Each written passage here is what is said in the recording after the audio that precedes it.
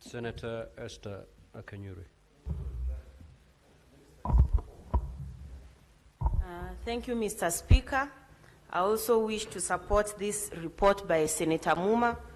Senator Muma and your team, I hope you enjoy it, because this country is known for its hospitality towards visitors who are visiting their country.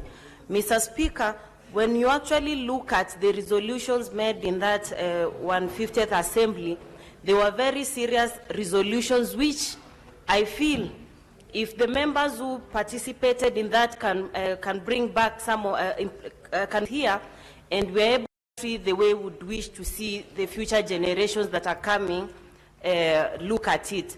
Mr. Speaker, look at the issue of youth empowerment. You know, we talk about youth day in, day out. Yesterday we were discussing about providing internship opportunities to young people in an easy way, and a way that they are remunerated in a way that they can also appreciate that they are giving service to this country, Mr. Speaker. And when you actually look at the wider discussion on empowering young people first need to be put in avenues where they can also give their decisions and be part of the decision-making process, Mr. Speaker. I know we have the youth parliament in other countries, Mr. Speaker. That's an idea we also need to think about in Kenya. With the youth parliament, we'll be giving young people room for dialogue so that they also grow their skills in shaping leadership in the issues I'm picking from the assembly that happened. The other issue, Mr. Speaker, is on women empowerment. You realize when women are involved in decision-making, we are likely to have decisions which are incorporated because, from a wider perspective, because women in this country endure so many challenges, and therefore, when they are giving views on a certain matter, it's most likely one through experiences or something they have assisted, and so they can see that whatever they are proposing is an idea which is likely to assist the country at large, Mr. Speaker. Mr. Speaker, that country also has largely invested on, they have a slogan that is from poverty to prosperity.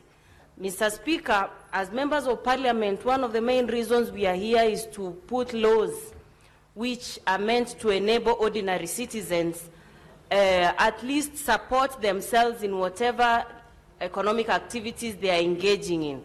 We need to make it deliberate that we want to alleviate poverty through putting legislation that is favoring such kind of activities, Mr. Speaker.